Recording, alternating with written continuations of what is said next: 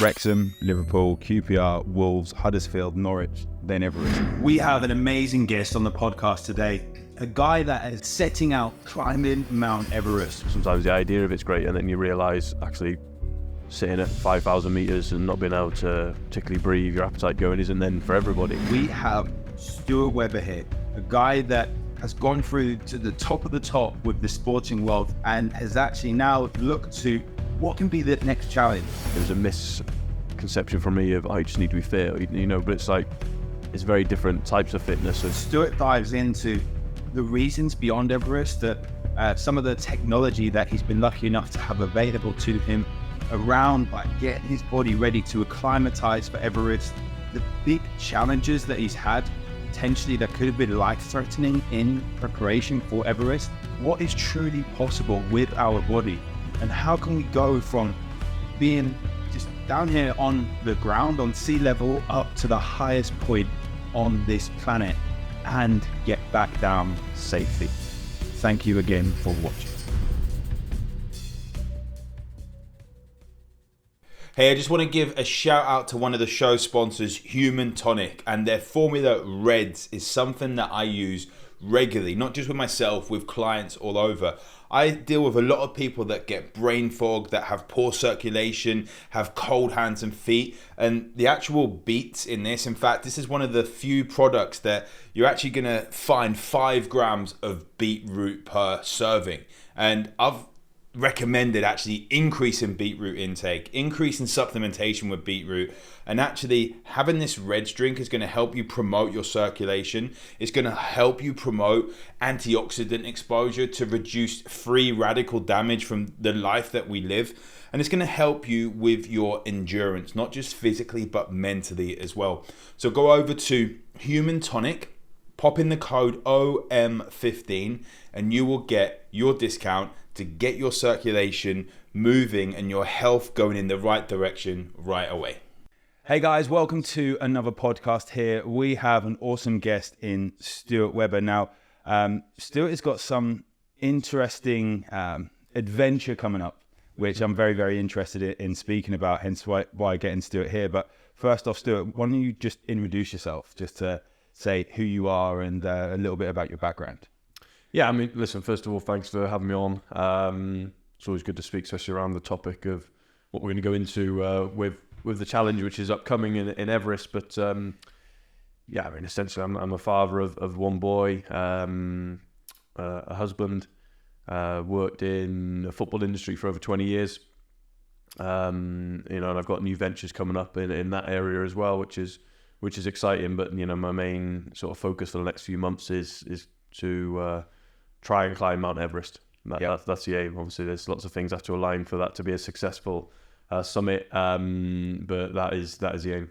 So how does that come from? Because looking at, and this is the Wikipedia with the CV, so apologies if any of them are wrong, going from Wrexham, Liverpool, QPR, Wolves, Huddersfield, Norwich, then Everest. Like, where does it actually come from? Like, when did you decide that I'm just going to climb the biggest, it sounds quite a small thing when I say just going to climb, but I'm going to climb the biggest mountain in the world. Was there a specific trigger when you thought, actually, I want to do it? Yeah, I mean, I was brought up in mid Wales, which is, I was brought up outside, basically, with the mountains and that area. And from a little boy, I always had this fascination with big mountains and Mount Everest, especially, because we've obviously been the tallest one in the world. But it was always a bit of a dream of, and I always thought, okay, maybe that's for the superhuman or the very few chosen ones, if you like. And then it was actually during the COVID lockdown period, where, suddenly life for everybody changed and went a lot slower. And, I've never had as much time at home because obviously we weren't allowed to do other stuff, and work became obviously very different during that period. So I actually used that time to look into it. I thought, I've actually got a period of time here. Let's look a bit deeper. And I spoke to a lot of people, a lot of companies who do this stuff, and it soon became clear that okay, no, there is a way. There's also lots of, I think, not necessarily good information out there where people they want to fast track going from never climbed even Snowdon to climbing Everest in 6 months or whatever. And some people, if you're paying enough, seem to be willing to do that. which I personally don't agree with. But No. but I looked into it, and I met online a guy, he's an Irish guy, but he lives in America, called Ian Taylor, who'd done Everest, but has got his own climbing company. And he, gave me some great advice and was, start, first of all, just do a climb at altitude and see, A, how your body is, and B, if it's for you. He says, because, sometimes the idea of it's great, and then you realise, actually, sitting at 5,000 metres and not being able to particularly breathe, your appetite going isn't then for everybody. Not everyone can acclimatise, can they? Like No, or everyone does it very differently, their bodies, because, and it almost doesn't seem to discriminate. It's almost like, you're good at it, you're not good at it, and you can get better at it, like everything, of course, but that's a tougher journey. So it was really during the lockdown period that I looked at it and thought, okay, wow, this is possible if I dedicate enough time and energy to it, So I spoke to my wife about it, who she'd always known, because it's always something I've spoke about forever with my close circle of, one day, I might try and climb Mount Everest. And, like most people, yeah, whatever, mate, good one. Yeah. And then during that period, I was like, I think this is possible. I said, but I need to map out a plan now, and because one thing I am in my life, both my work and personal life, is, don't worry, I do make gut ad hoc decisions in my life, absolutely, but ultimately I'm very planned and have a strategy to what I do. So that's how I set out about this. I set out about, well, let's make a plan and a strategy. What do I need to learn? Who do I need to speak to? What climbs do I need to do?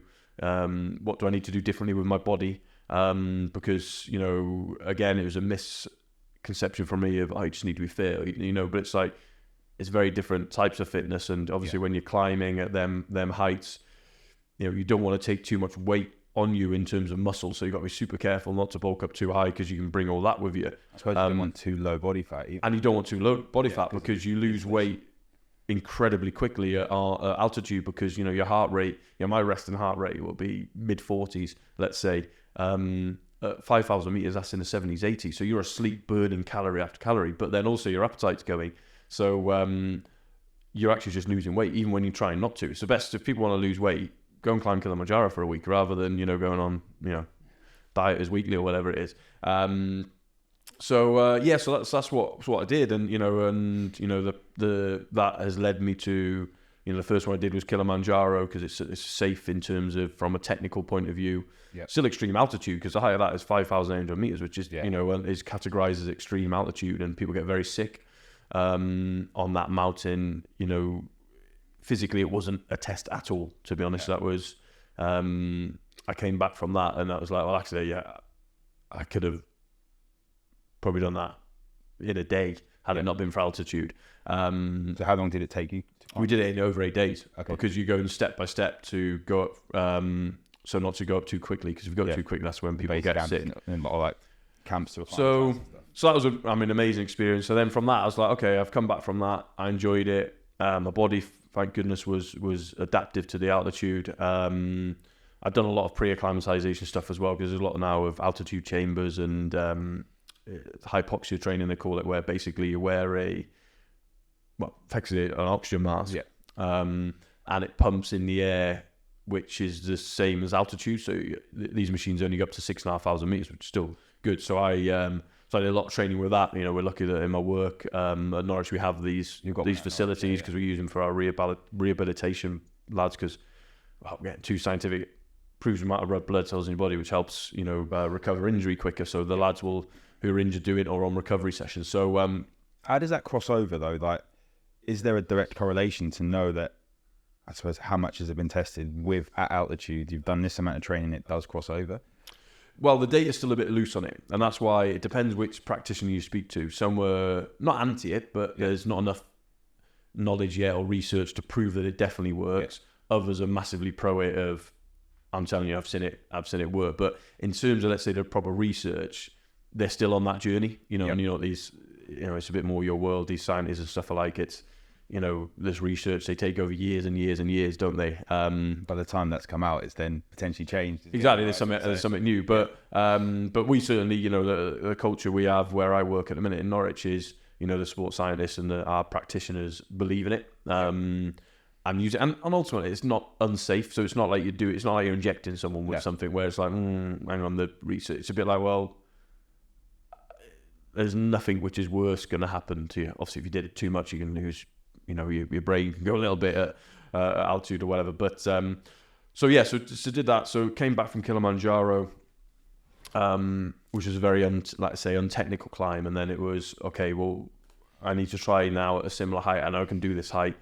I need to do this height now, maybe where there's a more technical element to that.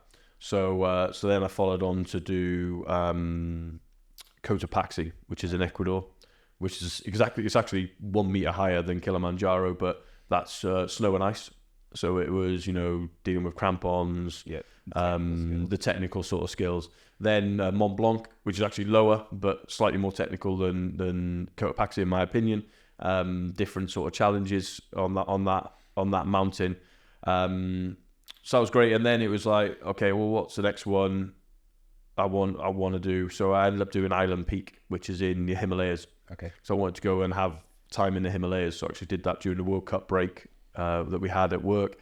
So that one is you pretty much trek as if you're going to Everest Base Camp, and then almost a day before you shoot off in a different direction. And they climb Island Peak, which is around 6,300 meters, so higher, but a lot more sort of technical, a lot more sort of vertical climbing, with your ice axe and all the different tools and stuff that you need to use. So so that was a brilliant experience. And at the top of that, you are literally looking at Everest a stone throw away, and Lhotse, which is the 4th highest in the world, which I'm actually doing when you go to Lhotse as well. Face. Yes. Yeah. So that was amazing, and very incredibly inspirational when you're in the Himalayas, and it's just me and a guide actually did that trip. So it's just the two of us, and it was just, you couldn't feel any more remote from the world. And then you think about all the people who've tried, succeeded, not succeeded, lost their lives, and it's just incredible experience to be in that part of the world. The people there are unbelievable, amazing people. So that was fantastic. And then the last climb I did was Chimborazo, which is in Ecuador as well.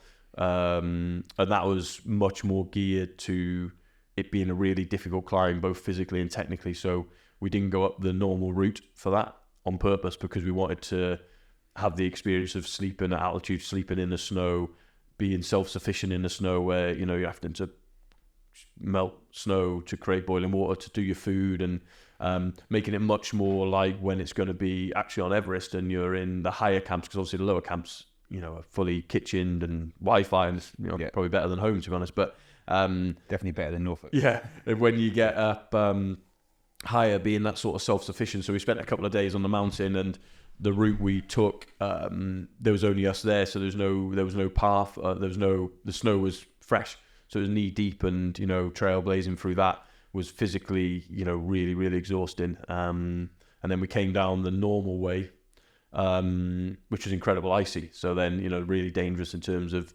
even with crampons on every foot, especially when you've been going for 8 hours, you're tired, you're dehydrated, you haven't slept, like making sure every step is right in terms of trying to stay safe and not basically fall off and hurt yourself.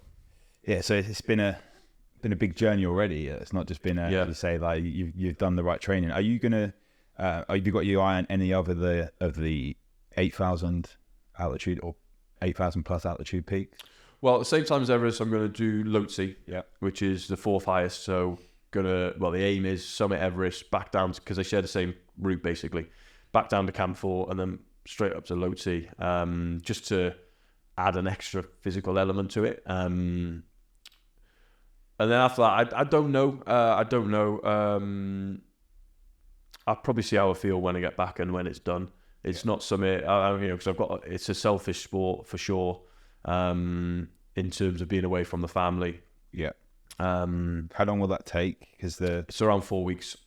Is that including the trek? So it's like a couple of No, so we're flying in. We're not doing the trek. Okay. We're going to pre-acclimatise here to make it a shorter trip, because otherwise it's 6 to 8 weeks. Yeah. And the issue is, one issue is time, of course. The second issue is the risk of illness on the trek, because staying in different lodges and the hygiene and stuff like that, and then almost you can get to Everest and you've got stomach bug and your trip could be over before you start, or worse. So we've actually, or I'm doing a like they call it a flash summit. So you fly in, you go and do Mira Peak, which is 6,500 meters as a basically acclimatization, well, having pre-acclimatized at home on the machines, then fly straight into base camp, and you're basically waiting for the weather window. I think we might do one rotation down, and then, you know. So would you go for like camp 1 or 2 and then down? Yeah, I think I think the aim is a couple of days at base camp, obviously, just to emphasize that. Camp 1, stay there for a night down. Camp 2, stay there for a night down, recover, freshen up, and then bang. Depending on, I think, the strength of the people in the group, the weather, it might be the weather window smaller, right? We have to go slightly earlier than we planned. But that's where then it comes to the planning between now and then to make sure that, I can control what I can control, and that's being in the best shape, best mentality possible, that when you're up there, then if it doesn't go to plan in terms of, we're hoping to do this rotation, but we can't, we're going to have to go straight. It's like, okay, great, I'm ready. And it's not hang on a minute, I undercooked this thinking we're going to have a rotation. So it's, and I think that's what's helped me, if I'm being honest, working in elite sport my whole life is, although it's very different sport, of course, but you're around elite athletes all the time and seeing how elite they are to help to know that, okay, I've got to prepare like an elite athlete, and that's been super beneficial. The 1% method. Yeah, exactly, yeah. And controlling everything you're in control of. So I'm in control of what I eat, what I drink, how I sleep, where I sleep, what exercise I do, how I train. That's all the stuff that I can control with. I'm not in control of if we get there and the weather window is shorter or bigger or whatever. So it's like, well, actually make sure you're in the best condition that you can be to then adapt once you're up there. A question with regards to the food side of things. Like you said, you had to be in control of it. Have you managed to be in control of food more now you're training for this, even with being on the road? Because one thing, I work with a lot of directors, of CEOs, and one of the excuses when they start with me is that I have to go into all these meetings and food is always prepared. Yeah. How have you put yourself first for that?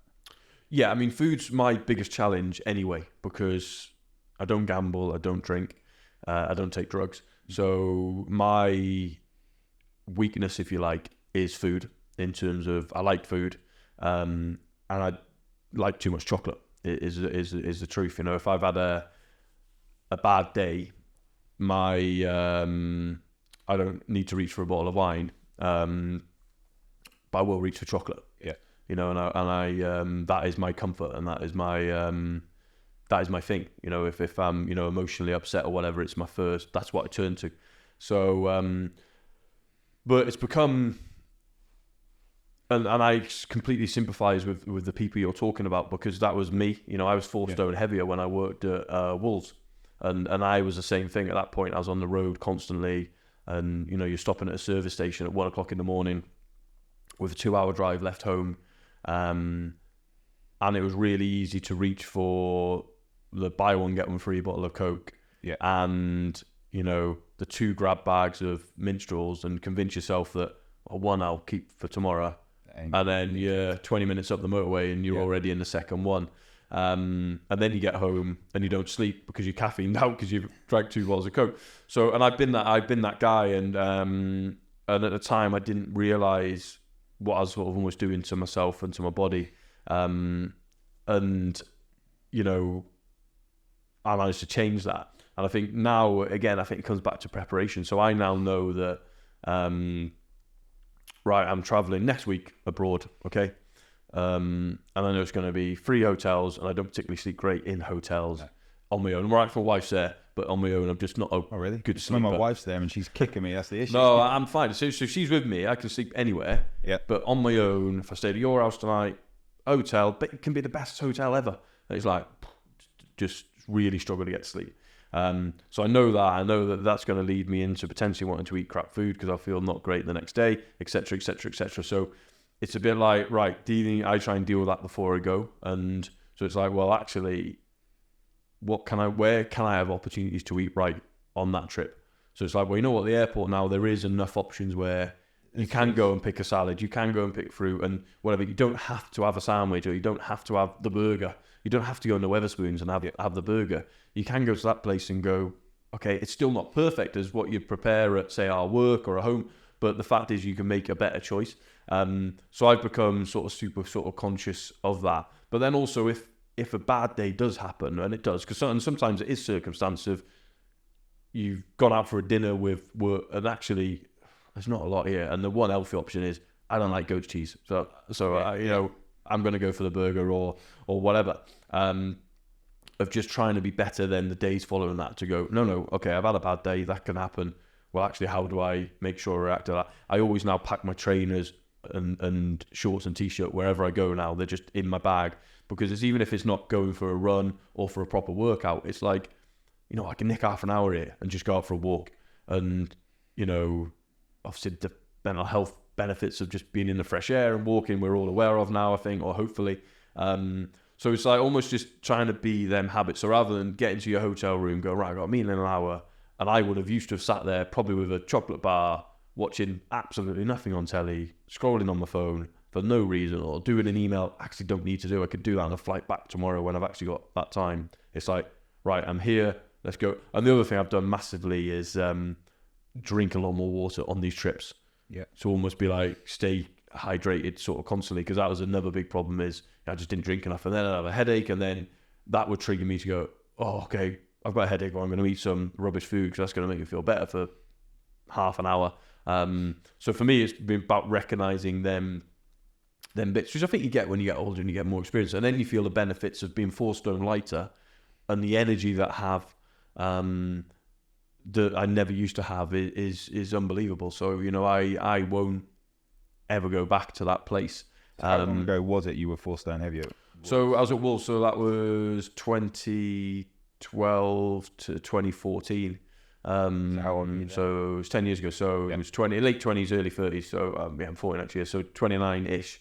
And then what triggered it for me actually was we got married. My wife and I got married 10 years ago in 10 years ago next year in 2014. Don't get those dates. No, well, it's easy to remember because the World Cup was on. So we had the venue, a big screen, so all the fellas could watch the game and be, Not during the service, what do you think? No, the service was quick. That was 5 minutes, and we're straight up for the game. But I actually, my trigger point, I don't like my photo being taken. Okay. I really, if you come around my house, you would not see pictures of me. I just don't like pictures of myself. But I saw a couple of the wedding pictures, which again, we didn't have a proper photographer on purpose, because I'm like, I don't want that. But people take pictures and I'm like, is that what I look like? And it was like, wow. And then my wife, literally straight after the wedding, about 10 days after, she had to go into hospital for a pre-planned operation, but it was like major surgery, which meant she was going to be bedbound for like 2 weeks. So I'd booked 2 weeks off work. I said, listen, I'll have to work from home. This is before work from home was normal. And I said, because of this. And they're like, oh yeah, of course, people at Wolves back then were fantastic with me and Zoe. But I actually said to her, I said, I'm going to use this 2 weeks where I can't go in my car and watch games. I can't travel. I've got to be here for you. I'm going to use this 2 weeks, and I'm going to do the best diet possible, because you need the best diet possible to get you back up on your feet as quickly as possible. And I'm going to exercise twice a day. And I did religiously for 2 weeks. I did a long walk in the morning with my dog. Bless her, she was young enough then to walk, because she's too old now to do long ones. Then and then in the afternoons I'd go out for a run. And at that point I never ran, other than when I was a kid. And it was so hard. It was, you're running like 1K and you're having to stop. And I remember, and we used to live in Liverpool, backed onto a canal. So we used to go out back gate, and literally on the Leeds-Liverpool canal it was, or it still is, obviously. And so I'd go running, so there's no one there, so I didn't have that feeling of, was everyone looking at me? And but almost every day I could do a little bit further without stopping. And then all of a sudden, probably only took about 10 days, because obviously I had a lot to lose, right? Yeah. As you know. And I was like, oh, I've lost a bit. I didn't weigh myself, because I even now I'm not obsessed with weighing myself. I actually go on my clothes more than anything. I'm doing a little bit for Everest in terms of my skin folds and stuff for the club, but that's just because of that. It's not for, because I want to know, how was I at that climb? What weight was I? What was my 1 millimeter fat was I? Because I almost wanted to go. I felt really good on that climb. I felt a bit weaker on that one. So, but that's a completely different reason. But on my clothes, I was like, actually, my clothes are feeling a bit looser here.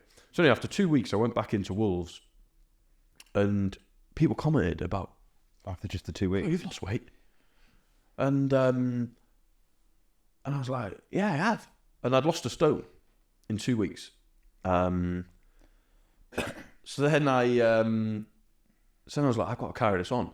So I managed to get down 2 stone at Wolves, more or less, and felt miles better for it. And I was like, right, okay, that's a big step. And I was size was I in trousers? I've just gone to a 38 in trousers. I'm a 32 now, and I dropped down to 36. And then when I came to Norwich, then in my first year, I had a really tough first year. And it was actually John Norman, actually. I remember chatting to John about it, and I was like, oh, it's just tough, and da-da-da. And then people were saying to me, oh, no, like, oh, you look a bit tired, and put a bit of weight on again, or whatever. And not to that extreme. I was, yeah. And anyway, it was John actually had a game at Carrow Road. Again, the Soul Church, I think it's like over 35s against under 35s. I want them to bring that back. Yeah, they need to bring it back. Yeah. In the lead up to that, I thought, right, I'm going to start running. I want to get fitter for this. Because, I want to play, and I want to play all right. I'm playing at Carrow Road. It's a proud thing. I've played at a racecourse ground, Wrexham. I've played on Anfield. So playing, that's still the kid and fan in me of like, I can play at Carrow Road. Even though I'd go there every week, I could go lie in the pitch this afternoon for one. But it was still like, wow, I'm getting. It was an honour and a real sort of treat. So anyway, I started running. And got into it, and then since that day, so that was in end of my first season here, so 2018, May 2018. Ever since then, I've ran minimum 4 times a week since that day, and that has changed my life in terms of how I feel, my emotional ability to stay calmer. Better decision making, having clearer headspace and stuff like that, and it's something I enjoy running. It's like yesterday morning. It's obviously now it's dark in the mornings, isn't it? I was out with my brother-in-law, stayed over, and we went out at 6, and we walked down. I looked up, and the stars were just unbelievably clear because we live sort of in the middle of nowhere, and fantastic. Just bashing out a 10k. Getting back, shower, right, take my lad to work, to school, sorry, not work yet, bless him, he's 7. I'll come next summer. Start early, come on, son. But yeah, so it was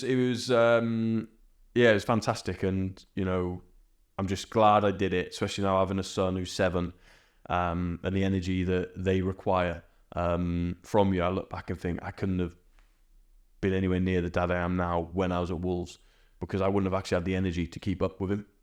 Yeah, so I'm constantly you're 10 years older now as well. 10 years old now, yeah. But people say as age we decline, and you've got better with it. Oh, I've got way more energy now than I ever have in my life, and I know it's because I'm much more aware of my sleep, eating, and exercise. And I'm very lucky that my wife is a big believer in it. I mean, she can get a bit boring, to be honest, when it talks about food. She's like, got some apps you put every day, and I'm like, whereas I'm still like, no, we've come out for dinner. I'm eating something good, because tomorrow you're going to fill me full of celery or something. So it's like, so I'm still like, because that is like my thing. It's the vice of like, I'm happy to not do any of the other stuff, alcohol and all that stuff that's never been in my life.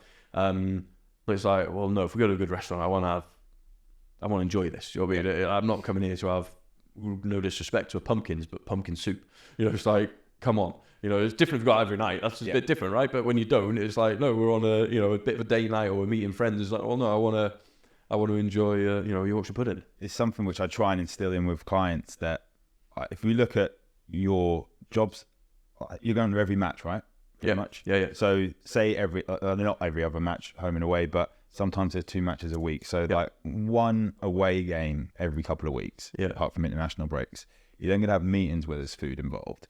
Like, you're going to have quite a lot of busy days on your schedule, but you've still been able to run 4 times a week, and you've still been able to, on those days where you're not going to these like nicer restaurants, you've still been able to stay on top of your health. Yeah. So this is when I say to a lot of people that it is an excuse that we make. Like we convince ourselves. It's not necessarily from like not wanting to. We don't think, it's our subconscious convince ourselves, because no doubt it is hard to do that. And I've seen it, like we've just been away for the weekend, and yeah, we had some nice stuff, but you don't want to, like, we're eating out breakfast, lunch and dinner. We don't want to have junk food, like, or even, it's not even junk food, it's just having really nice tasty food. Yeah.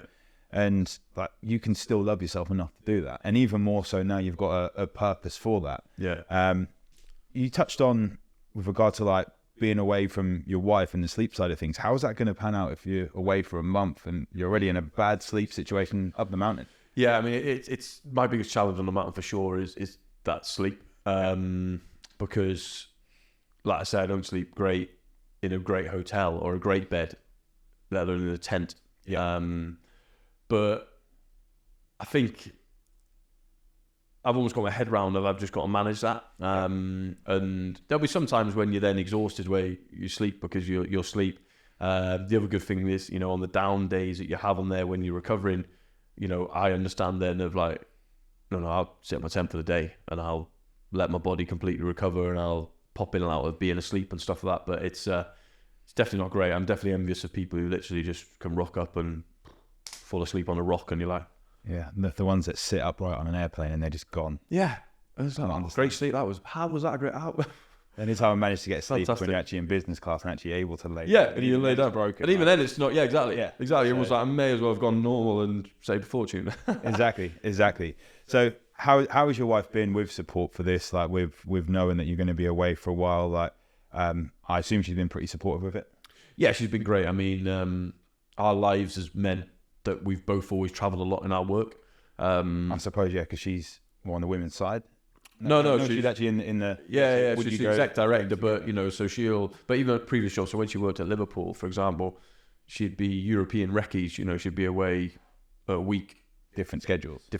Yeah, exactly. So, you know, I remember when we actually got engaged, funnily enough, we got engaged in, I think it was April, at home. And people said, why didn't you get engaged there? And I'm like, it's the first day we're off together since Christmas. It was like the first day we'd both actually had where we were in the house for a full day together. So I was like, well, I'll do it now because I don't know when the next one will come. So, you know, that was back then. Obviously, it's slightly different now. We live with working together and, you know, both being based in Norfolk. But no, but she's good at it because, like I say, we've had it since the start. You know, it's my work. You know, I go away a lot with work now. So forget about climbing a mountain. It's like, you know, I've been away a lot more from home this year with work than I have doing any mountain climbs. So yeah, sort of almost used to it.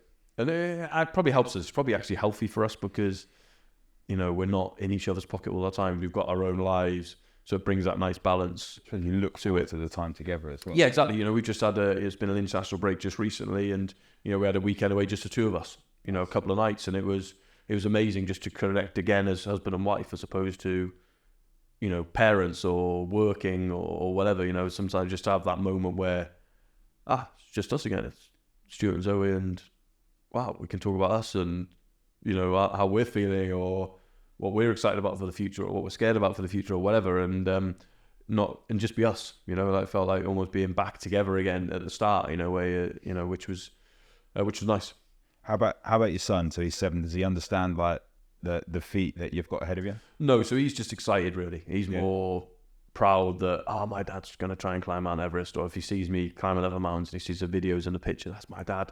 Cool. Which is great because probably in 2-3 years he'd probably realise the dangers of it, and then he'd maybe be apprehensive about me being away. Whereas at this stage he's excited, which is great because I wouldn't want him sat there. I want him going into school every day while I'm away, excited to tell his school friends, daddy's now at whatever Camp 2 or whatever.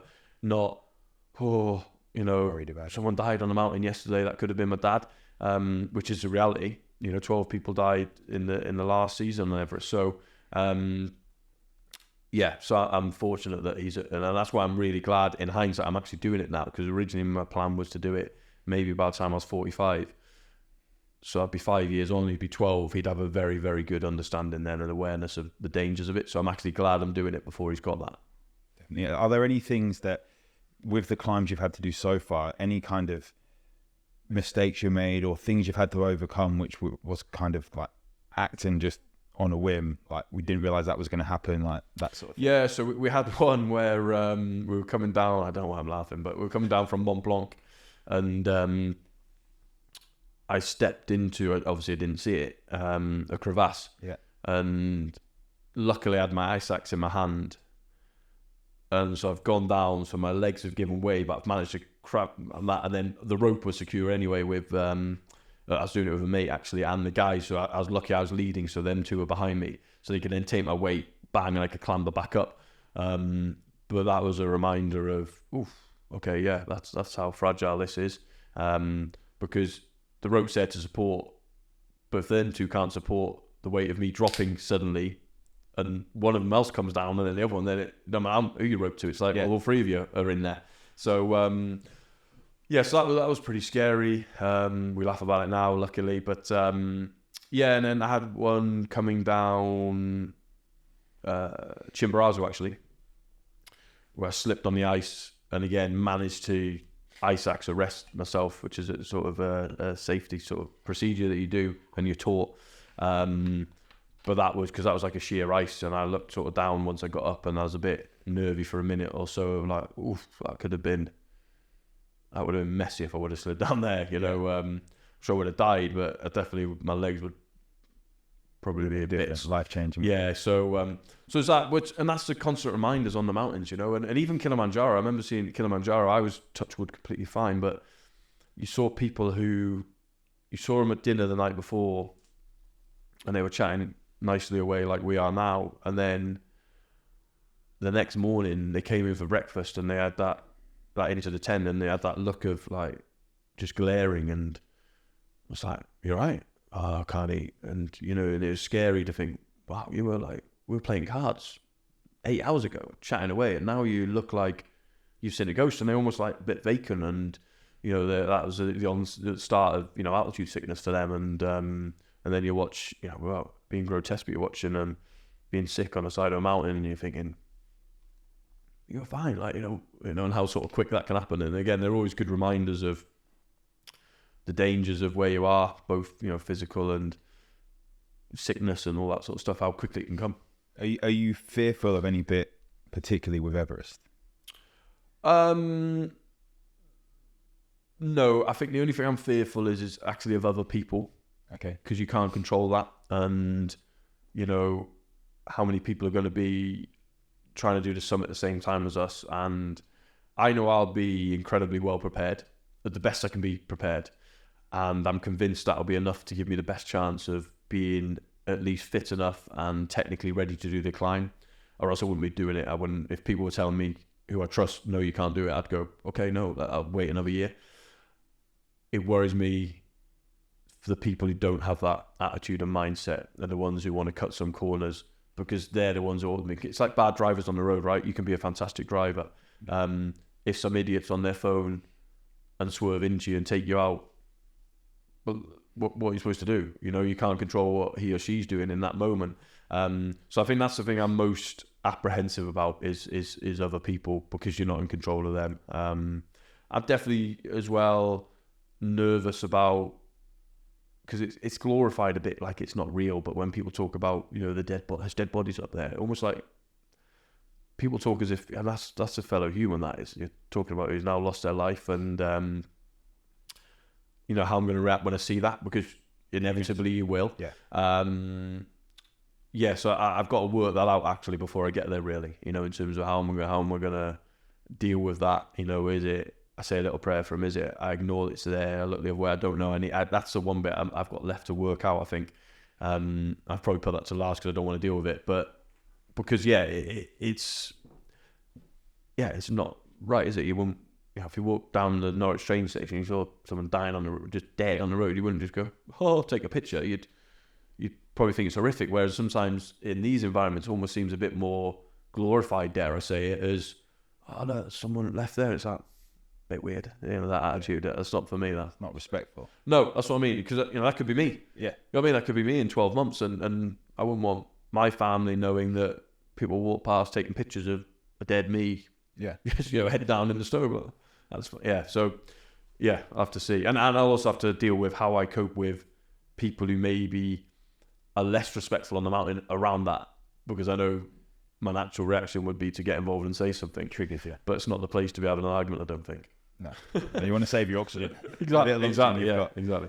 So when you go up, you're going to go to the summit, or you go Lhotse face, summit, then go up to the peak, come back down, and then up to Lhotse, yeah. Lhotse peak. Will you come down below Camp 4, or was it go from Camp 4 back up? No, the idea is to come Camp 4. So is that still over where the base of your body is eating itself? Yes, but the idea will be to do it very quickly. So it'll be get up to Camp 4, stay there a few hours, Everest, down, few hours, Lhotse, back. So still having a window where you, because they don't want you up there more than 48 hours in the death zone. Yeah. So the idea will be do it. If we can't, then I'll probably be told, if I'm physically not right, I'll probably be told, listen, we're not doing this one, which I would respect. If it's weather or something, listen, the window's shut, we need to get down, then we get down. It's not an obsession to do the second one. Okay. It's because it's there, it's possible. It's like, well, you've got all the way to Camp 4. I'm like, if we can do it, let's do it. But the risk for that would be very low for me. It'd be like, if someone says, it's a bit risky, we could get caught up there, I'm going, well, we turn around then, because, you know, I'm not willing to risk my life on Everest or by being stupid, but I'm willing to take more risks, whereas for that one, it's under the category of a bonus.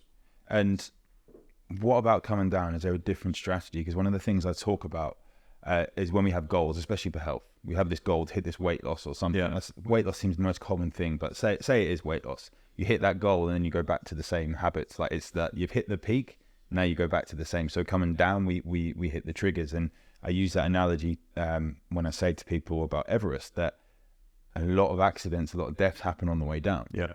So what is your strategy to remain focused after you've got the second peak to climb, hopefully, but then coming down from that, you've just hit those two goals. Yeah. How do you remain focused? Yeah, I mean, like I say, most people die on their way down. You know, which people who haven't done a mountain can't understand that sometimes. But it's like, well, you got to remember, to get to the top, the emotional, physical exhaustion is huge. So then you're coming down not in peak condition. You're actually walking up probably in your peak state. You're walking down having used all that reserve, the emotional relief. Oh, I'm there, I've done it. So I think there's two things for me. One is I descend very well. It's something my body likes doing. I get excited by. I love coming down mountains. You know, it brings my childhood back. Yeah. Jumping over big rocks, and, you know, where we used to live, just running down rivers and all sorts of bonkers stuff that you do. So that's the first thing. There's zero fear for coming down. I love it. So I like look down, going, plotting my way down. Okay, and I get excited of, this is cool. Much more than I get more anxious if I see a rock face to climb up. Oh, I've got to work this out. I'm not sure how to do it. Whereas coming down, it's like, oh, brilliant, here we go. So that's one thing. It's probably my biggest strength in mountaineering, is actually that bit, which helps. And I think secondly, I think it's, again, being super aware about the dangers of that. And I think that, again, comes back to the preparation, doing lots of other climbs, you know, doing lots of physical work now in the gym around coming down as much as going up, because it's like, you know, strengthening parts of your body, so your body isn't going to let you down. So when you are at your most fatigued, which will be then, it's knowing that. But also, I will, when I'm doing a mountain, going up or down, you know, I'll always set myself little goals on the mountain of, right, okay, you know, I'll have my watch, which will tell me what altitude we're at. Right, okay, when we get to that height, I'm going to stop. I'm going to have this drink. I'm going to have this bit of food to do. And the same coming down of, right, come on, concentrate now for 200 meters, which doesn't sound a lot. For that height, that could be 2 hours. Yeah. You know, concentrate, get down to that point. We know there's a good ridge there. You can have a sit down, you can have a drink, boom, boom, you know, reassess, check your gear, you know, sort of. So it's being super focused and switched on to that. And I think that's when the team element comes into this as well, you know, because, you know, you're with your guide, your Sherpa support.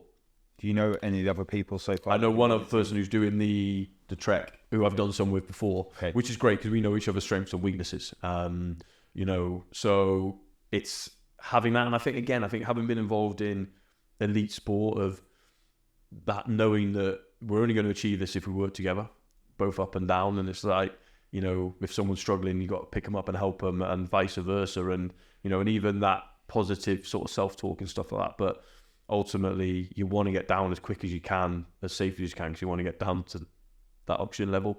But it's not switching on in the moments where you maybe just need to switch your rope over, and that's dangerous. And you forget click yourself back on. That's what does people. Or, you're stopping at a height for a rest where it's like, hey, you need to keep going. This isn't safe to your body, because people, you hear the stories of people, they sit there and die because they can't get back up again.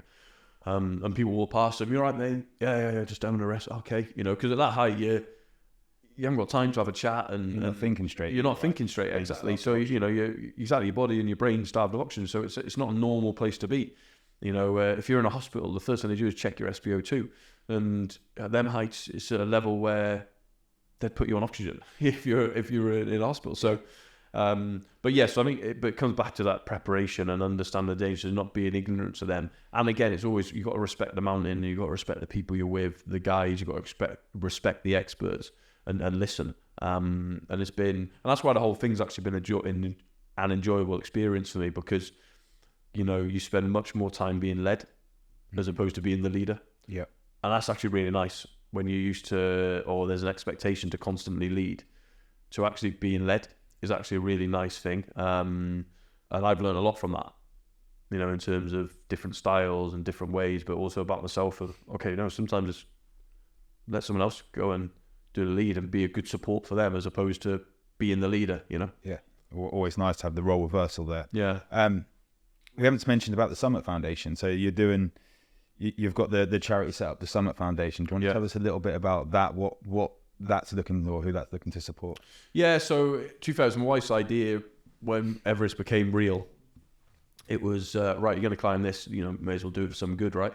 And so we decided to set up a foundation, the Summit Foundation, and the aim of that is to raise money for to support young people in Norfolk. Norfolk's our home now, and it's where our son, he wasn't born here, but he's been 6 years, almost 7 years brought up here. I love the way we've got the Summit Foundation in Norfolk, and there's like literally no summits apart from Gas Hill. Yeah. So that's what we wanted to do, because we're both, my wife and I, were very passionate about young people. We're passionate about education in young people, and not necessarily on an academic level, but on a you can achieve what you want level, and you need to look after yourself better, and you link the mental health problems. It comes back to, well, are people putting the right fuel in their body? Are they having enough rest? Are they spending too much time with screens? And so, and like, how can we try and help raise awareness and money to show young people that there is a different way? It doesn't have to be what you're surrounded by on social media. And, when we're seeing all of this suicide stuff and mental health problems that are going through, it's like, there is another way. But I think the only way to get out of this is people need to be educated, and educated that there is a way, and it's not about, I've been served a lot, that's my life, I've got to get on with it. It's like, well, no, you can go and achieve more than that. Don't put limitations on yourself. Don't let others put limitations on you, which I think is a big problem. Going through my experience of mainstream education, was people limit you. I used to love that. Well, I didn't love it at the time, but I love looking back on the careers advice days or whatever. And people label you, they put you in a box. You could be a plumber. You could be a PE teacher. You could be whatever. And it's like, loads of ambition. It's like, why are you putting that? And I used to say, I want to work in football. It's like, there's no football clubs here. Did you know you wanted to go to a high level in football? Yeah, because the only thing I liked was football and Formula One. So it's like they were the two areas. They're the only two things that would engage me. I'm a big Formula One fan as well. And my mum was smart with me in that area that, to get me to read, she knew the only way it had to be football or Formula One. So there's no point putting, and that's why now I'm incredibly unknowledgeable on so many other topics. So like my son will come home and talk about, he's talking about Vikings at the minute, and I don't even know what that Viking is. Because it's like, I never read that stuff. I didn't listen. Like in my school books, my mum was clearing a house out a couple of years ago, and she goes, "Oh, there's some of your school books." I was like, "Oh, yeah." So you're reading through it. It's literally just football tactics, and I'm like, I look back in embarrassment of going, I didn't do any sort of schoolwork. Spending your evenings on Championship Manager. Yeah, football manager, and and all playing football and being outside, all that sort of stuff. So so I think I do have issues with I'm not dissing teachers who do amazing jobs, of course, I appreciate that, but I do think as a country we're so much better than what we think we are. I think we've got so much potential. We're a great little country, aren't we? and we can achieve so much, and we keep putting these conditions on ourselves, and and then you see us getting taken over with, I don't know, Americans or whatever, and it's like, because they're having a bit of a can-do attitude, and they're more ambitious than us, whereas we're super pessimistic and put ourselves down, and are unambitious, and we don't go after things, and that upsets me. Like I look at young people, I think, come on, you don't need to be abusing each other online, or worried about how you look, or this, that, and the other. It's like, do something with your life. Get off your backside and do something. But we've got to teach them how to do that. I think as a society, I think it's our responsibility. We have to show them a way. Came up in church yesterday that you cannot be what you can't see. And it's so true that unless we're educating the next generation, I've got to talk with Soul Youth in a week or so about health and talking about that. And the parents are wanting their kids to be healthy or wanting them to be more educated, but they're not educating themselves. And the amount of times I've seen people that, my kids don't eat veg. Well, do you eat veg? Oh, no, I don't really like it. Well, why are you expecting them to eat it? And so the more education we can get out there, the better, right? Yeah, and it's showing enthusiasm, isn't it? It's showing enthusiasm around, if we pick the topic of food.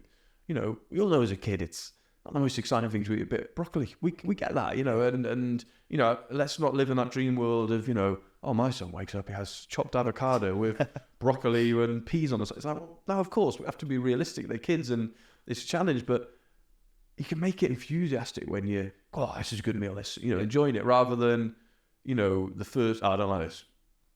Okay, I mean, there's the other way, which my mum was like, well, don't eat that. That was how I was brought up. It's like, we don't eat. And we didn't have stuff in the house to then go, that's right, I'll have 8 miles before bed. It was like, that was it. And I'm not saying that's the way, but it's about having enthusiasm about stuff and being open-minded to try stuff, isn't it? And, if you're in a supermarket, should we try one of these? I'd one of these. I don't know, I saw something the other day, jackfruit. I was like, similar. I'm like, what's one of them? What do you do with that? I'm like, Zoe, what do you do with that? And she's like, it's a whatever. Oh, okay, we just try one of them. Because it's like, bring a bit of enthusiasm to, but like you say, it starts with yourself first. It's there's a reason on a plane when they talk about it, crashing if the oxygen mask, fit your own first. There's a massive reason for that. It's like you got to look after yourself first, and then others. We talk about it in our work environment, with our leaders and the senior staff of guys. Before you've asked some of your staff, you need to display them traits yourself.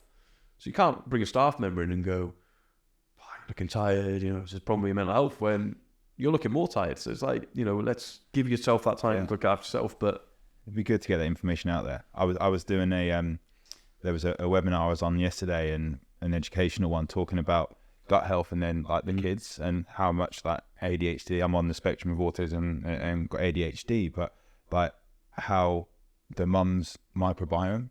So looking at the maternal side of things, like the health, like if there was UTIs during pregnancy, how much diversity they had in their bacteria and their microbiome, antibiotic use for the parent, and also like antibiotic use for the child, like more than 3 weeks in the first 2 years of their life, and they're more likely to get ADHD or have ADHD. And I think just that educational side of things, like to see how food and like passing down to the generations of the knowledge, how food impacts mental health as well. Like it's our body as a whole. So it's good that there's going to be more things out there to support the next generation. Are you doing any of it? Food, is massive. It's like in school, my wife and I talk about it all the time. It's like we've got to improve this in school. Every kid should have a good school dinner, shouldn't they? Yeah. How do we do that though? Well, I think the government have to step up, don't they? Yeah. But they have to, but again, I don't want to get too political, but it concerns me when I watch these politicians on the news. I look at the state of some of them and go, the health secretary and stuff. I don't even know who the health secretary is now. But you look at the state of them and you go, hang on a minute, I'm not sure you're getting a job as a top CEO in a top organisation. No. Yet you can be a politician. It's actually not the best people are the politicians, are they? Necessarily. I'm not like slagging them off, but so many people you look at and go, wow, you're leading the country on that. Yeah, I wouldn't give you a job at Norwich City Football Club, for example. So it's like, and we're a small business in the grand scheme of things.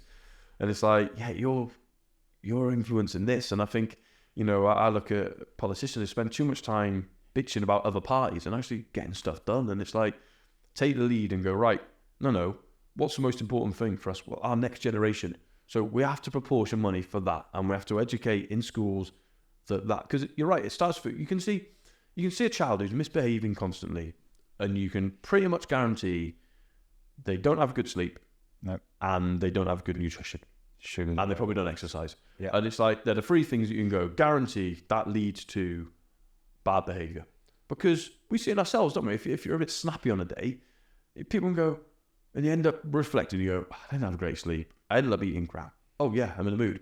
So it's like these are for our kids, and it's like we've got to somehow improve that, and we've got to take away the excuses, because people, often are financial. It's like, well, no, the vegetable aisle is a lot cheaper than the chocolate aisle. Yeah. So when it's, I can't afford carrots, I think you can, because they're cheaper than Haribo's that you've just bought, by the way. And there's also, like, we see that being someone that goes to Soul Church, we mentioned John Norman, there's a social supermarket there. Yeah. The Feed have a social supermarket here in Norwich. There's incentives for lower priced, healthier options as well. And, take the Soul Church, and I know there's lots of organisations do similar things, but when we do with the homeless people, for example, it's like, I remember having a conversation with John about this, and he goes, no, we feed them properly. Yeah. He says, because it's not about giving them a pack of crisps or a Mars bar or whatever. It's about respect of, no, when we come to feed you, it's, the Christmas dinner they do. It's like, no, you're going to have a good one. Yeah. But then also it's the health benefits of that, to at least they're getting goodness in them. And yeah, I appreciate some people go, well, a homeless person is probably happy to eat anything. Yeah, some of them, absolutely, of course they are. Anything's better than nothing, right? Yeah. But it's also like trying to make a difference there. And it's like, well, we have to cascade that into our young people, because if we don't sort this next generation out, where are we going? Like, honestly, like, it worries me that we'll see a civil war in my life, because I think we're already pretty much there in terms of a split nation. I think we've got an angry half of the country who want to blame, and it's everyone else's fault, and they just want to abuse each other, don't want to take any responsibility. Absolutely, it's not my fault, it's your fault. It's like, the government didn't give me this, you didn't give me that, this should happen. And then I think you've got the other half trying to fight massively away from that of, hang on a minute, we're going down a road here which we shouldn't be going down, we've got to sort ourselves out. And it worries me that we're only going to achieve anything when people come together and see each other's point of views, absolutely respect each other's point of view, but ultimately go, right, we've got to find a common ground to take our country forward. Because there's some parts of the country you go to now, obviously I see a lot of the country with my job, and you look at the state of these city centres and you're like, wow, it's run down.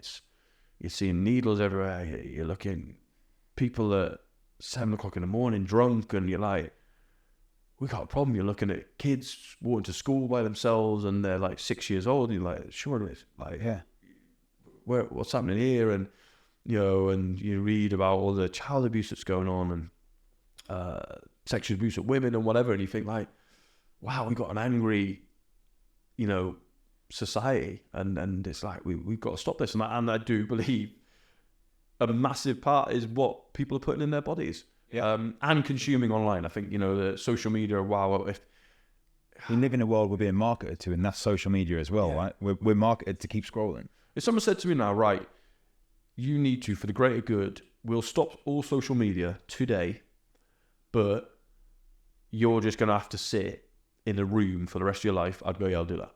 Because I think social media is just ruining people's lives, because they're either spending so much time on it that they're becoming just numb and not doing anything, useful, or I don't know, there'll be research out there, but the suicide is like, because there's always someone who's got a better life than you in there. Comparison. And it's someone that you're comparing, thinking, I should be ahead of him or her. And it's like, no, but that's their highlight reel. That's 2 minutes of their day. They're stood by a Ferrari. They don't own it. It just happened, but you now think they own it, and now you're jealous. And it's just that, oh man, it hurts, because you think people could just have it so much better, and it's, you feel like an old man talking like this, but oh, come on, man, we've got to sort ourselves out. No, we're in the same generation. I'm 37, so we're close on the age side of things. But there was a couple of studies, and something I've looked into a lot with the work I do on hormones is the testosterone levels. Yeah. And it was in 1982, like testosterone started going down about 1% every year. So basically someone in like at our age in 1982 has got about 40% more testosterone to use. And I can't remember what the study was. It was, I didn't read it, but there was someone that told me about it. So I need to look into it more, that come 2040, 2045, that most men are going to be infertile. Really? In the Western world, which is worrying purely because of diet, because of stress. Yeah. And That's only 20 years away. Yeah, that's worrying, right? Yeah. So to think that when we're in our like late 50s and 60s, that like the generation below us aren't necessarily going to be able to conceive. So we've digressed on that a little bit, but I think it's very important stuff. So Not sure we got to there. Yeah, I don't know what happened there, but and have you got any? So like the Summit Foundation is a charity, right? Yeah. So have you got any fundraisers coming up, like apart from Everest? Like how can people donate with Everest? Yeah, so having just criticised social media, but you know, we've got a social media channel for it, which, you know, luckily one of our trustees, Lauren Blythe, is in charge of, because I wouldn't know how to use that. But so it's at, and let me get this, at the Summit _FDN, so foundation. And we also have a website, www.thesummitfoundation.co.uk. So we're going to be, especially probably after Christmas, you know, once I finish in my work that I'm currently in, sort of having a bit of a drive then towards raising money for that. You know, we want to try and raise 50,000 if we can. And then we've also got certain people, so Andrew Hughes, who I've known for a long time, who's played for Norwich, Leeds. He loves his biking. So he did some crazy cycle last year for the charity. He's looking at the minute of, he's trying to do something, and he thinks he's found it up in Yorkshire, where there's a certain climb that if you do, I think it's 48 times, it's the same height as Everest. Okay. It's seen as like a real physical, because he loves his biking. So he's going to be raising money for us. So then we're going to set up some sort of almost sub bits like that. Last year we took a group of kids up Snowdon and raised a load of money doing that, which was great, because again, it was getting kids, and they're pretty much all from Norfolk, a couple from Yorkshire as well, but pretty much all from Norfolk. And I remember we went up on a minibus, and it's one of the guys who I work with was sat next to me, and his son, who's only 10, and we crossed the border into North Wales. Obviously for me it's just home, so just driving along, and he's like staring out the window. I'm like, what are you staring at? He's like, what? Look at what? And he's just looking at a mountain.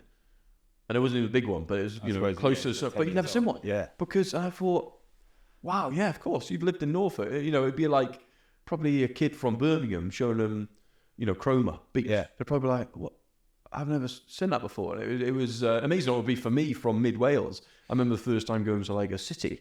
It was like, these buildings are like, what happens here? So so it's amazing to see, you know, and made the trip worthwhile just seeing his sort of face. But then getting these kids to do that, they're out for the day, they're out with their parents, you know, and some people struggled on it. But that was brilliant, because the sense of satisfaction at the end when they've got down, as much for the parents, because the kids, you know what kids are like, they just do it.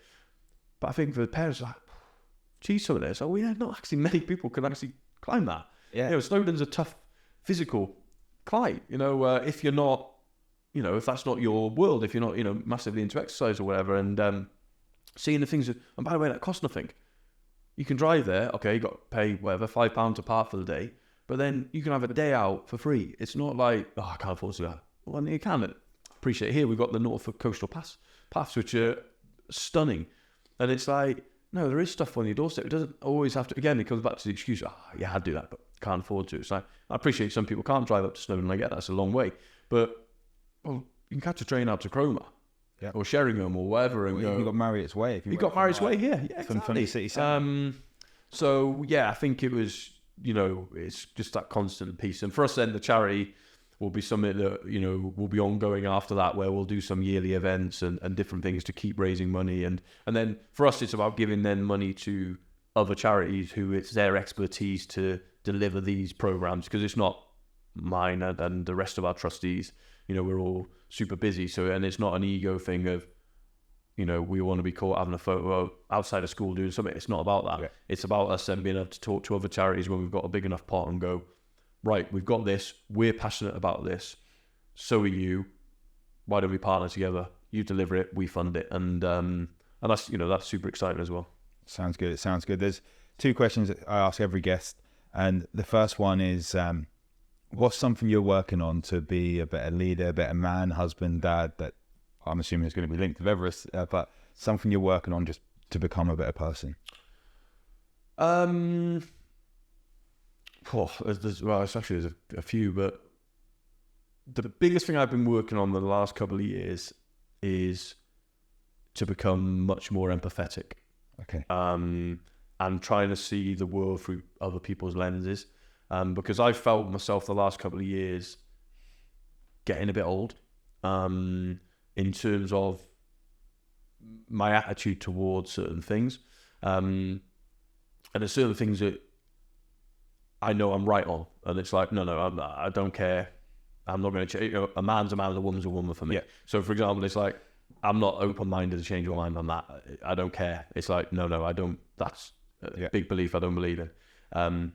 But also trying to be much more understanding of how young people also see the world. How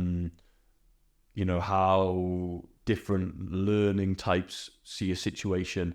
So becoming much more self-aware of, okay, I would deal with that problem like that, but respecting that you see it differently. And that's where, when I think about my next challenge in a work context, it's about building the team around you to be much more diverse in terms of how they think.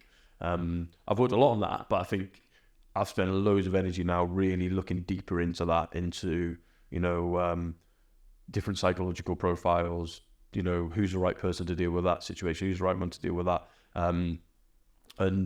As opposed to always having maybe a slightly emotional response to a situation or trying to fix a problem straight away. It's like, well, no, someone's brought a problem, I can help steer them, but actually they're only going to grow if they learn to deal with that problem themselves, as opposed to me going, oh, here's the answer, out the office, here comes the next problem. So but I think that's an ongoing thing, and I think it's an ongoing thing that I use within my parenting as well, because it's so easy with when you have a child, is to give them lots of answers because you want them to do well, you don't want them to get hurt, you don't want them to get upset, but it's trying to step back and go, he's got to work this out himself.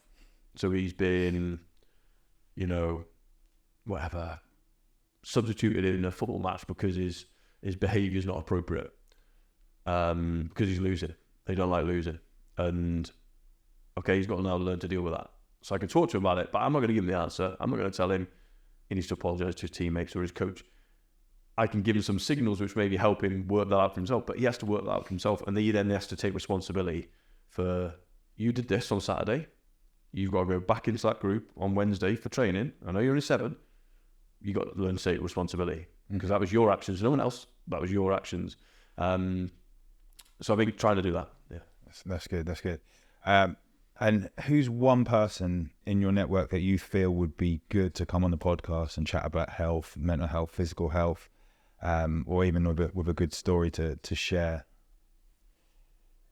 Good question.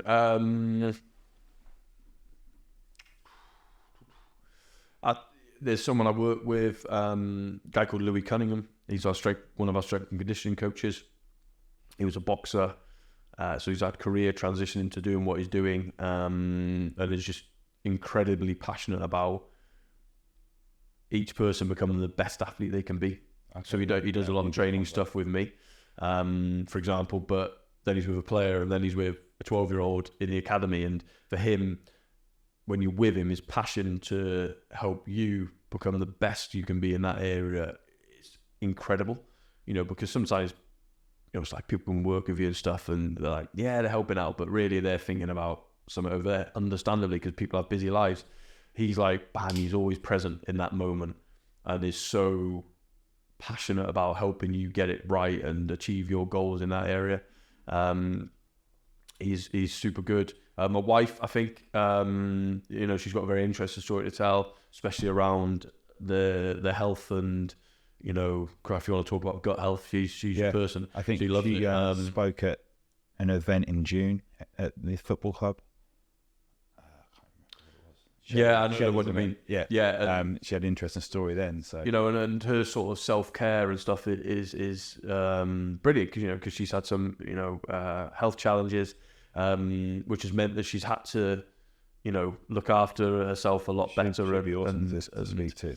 And do that, and obviously she's got a high pressure job as well, and again how it would be easy to turn to a bottle of red wine, and why the decision's made not to do that, and to be learned that and she's been good for me on that, because she's a good influence, because I would definitely be a bad influence if she said every night never dairy milk, I'd go get it out. So she's good that we need that. Yeah, she stops me Keep us on the straight and narrow. Yeah, doing things that she shouldn't do. Cool. Well, I appreciate your time, Stuart. Pleasure. Thanks for having me so much for coming. Thank you. And good luck with the climb. Thank you.